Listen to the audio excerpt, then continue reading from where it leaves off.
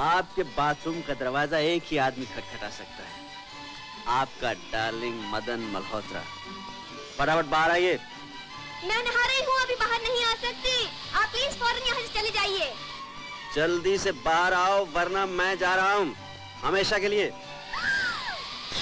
ठहरो बाबा, ठहरो, आती हूँ बाबा। बाहर आइए। लेकिन मैंने कपड़े नहीं पहने हैं ना। हम कोई गैर नहीं है, बाहर आइए, तशरीफ ले आइए। अच्छा बाबा। लगता है पहलू में आग लग जाएगी। देखिए, नकली ही सही, थोड़ा हमारा भी तो हक है।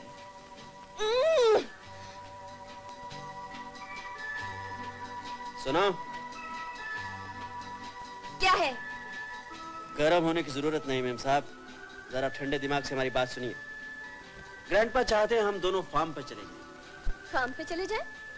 वो किस लिए? इसलिए कि हम चाहते हैं। मैं और अकेली फार्म पे जाऊं? अकेली क्यों मेम साहब? आपके साथ 5 फुट 11.5 इंच का मदन मल्होत्रा भी जा रहा है। मैं और मिस्टर मदन मल्होत्रा के साथ अकेली फार्म पे जाऊंगी? तुम्हारा दिमाग खराब हुआ है। मेम साहब, कॉन्ट्रैक्ट की क्लॉज नंबर 10 के हिसाब से आपको वहां जाना ही पड़ेगा जहां हम चाहेंगे। सोच लीजिए, मैं नीचे इंतजार कर रहा हूं। Big shot.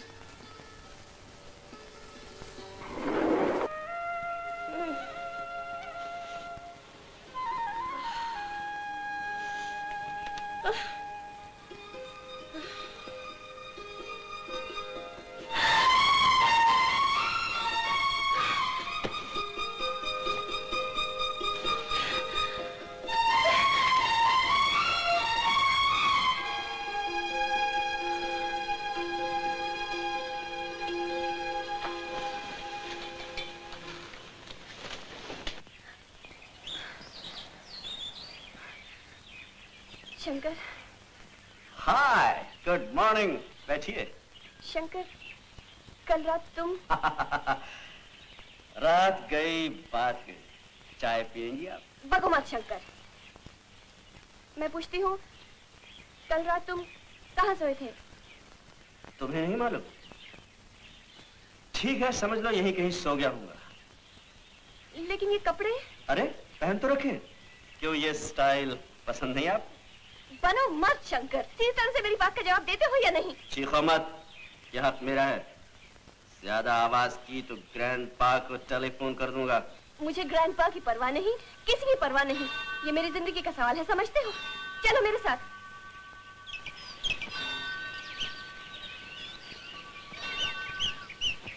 अच्छा ये बात है। मैम साहब, शादी का इतना ही शौक था तो मुझे इशारा कर दिया होता, जयमाला मैं तुम्हारे गले में डाल देता। भाड़ में गई शादी। शंकर, भगवान के सामने कसम खाकर कहो कि रात तुम मेरे साथ नहीं थे। ये कैसे हो सकता है? भगवान की झूठी कसम मैं नहीं खा सकता। रात को तो मैं तुम्हारे साथ ही था। क्या? मेरा मतलब है, कल रात तुम सोए कहाँ थे? अरे मैं तुम्हारे पास सोया था, तुम्हें इतना भी पता नहीं चला? मैं पूछती हूँ, तुमने मेरी बेहोशी का कोई नाजायज फायदा तो नहीं उठाया? देखिए, जिंदगी में एक दूसरे का फायदा तो उठाना ही चाहिए, और फिर हम तो आधे पति पत्नी हैं। शंकर डार्लिंग, इतना गुस्सा क्यों करती हो? बाकी आदमी जल्दी बन जाएंगे। Shut up! तुम्हें भगवान की सौगंध, प्लीज मुझे सच सच बता दो। मैं भगवान की सौगंध खाकर कहता हूँ, मैं तुम्हें तन मन धन से अपनी पत्नी मान चुका हूँ। चलो ये खुशखबरी ग्रैंडपा को भी सुना दें। शंकर! हाँ, ये खुशखबरी जाकर सबको सुना दो। जाकर कह दो दादू से कि तुमने मेरे साथ कितना अच्छा सुलूक किया है। सुना दो दुनिया वालों को कि आज तुमने कितनी मर्दानगी का काम किया है। सारे जहां से जाकर कह दो कि आज तुमने एक मजबूर, एक बेसहारा और बेहोश लड़की का फायदा उठाया है। शंकर, तुमने मुझे कहीं का न रहने दिया, मुझे कहीं का न रहने दिया। अब मैं जिंदा नहीं रह सकती शंकर, अब मैं जिंदा नहीं रहूंगी। आशा! बीबी जी, बीबी जी!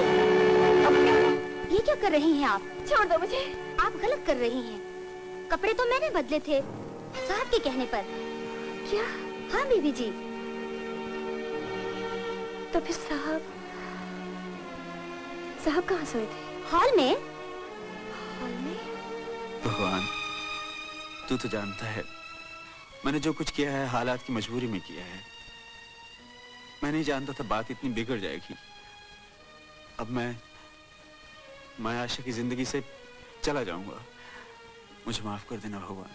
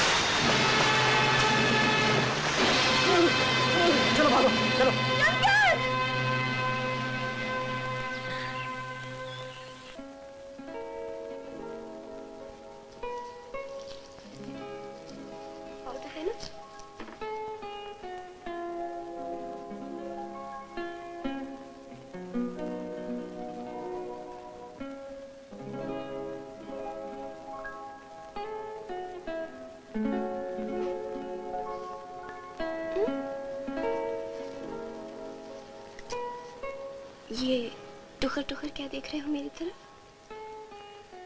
ये सब तकलीफ तुम क्यों कर रही हो? तुम नहीं समझोगे। लो, अब ये कुर्ता पहन लो। चलो।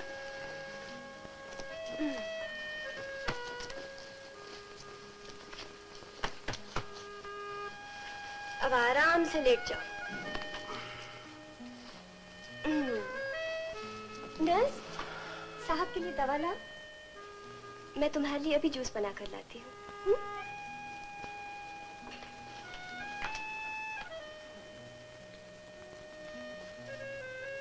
ले लीजिए दवाई। आपकी शादी मिस आशा से होने वाली है ना? जी हाँ। बड़े खुशकिस्मत हैं आप। आपकी बीमारी में जिस तरह मिस आशा ने आपकी सेवा की है, ऐसा लगता है कि वो आपसे बहुत प्यार करती हैं।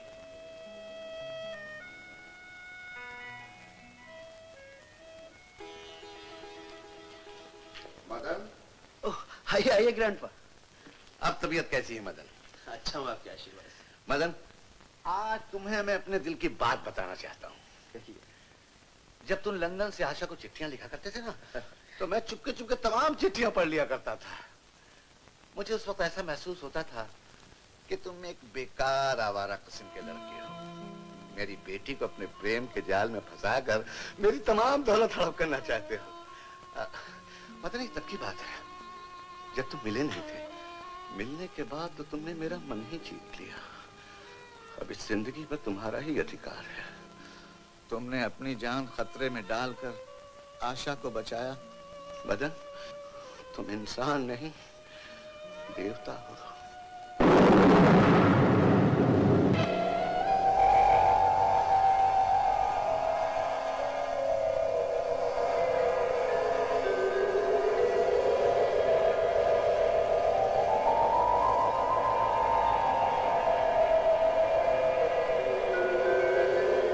मदन,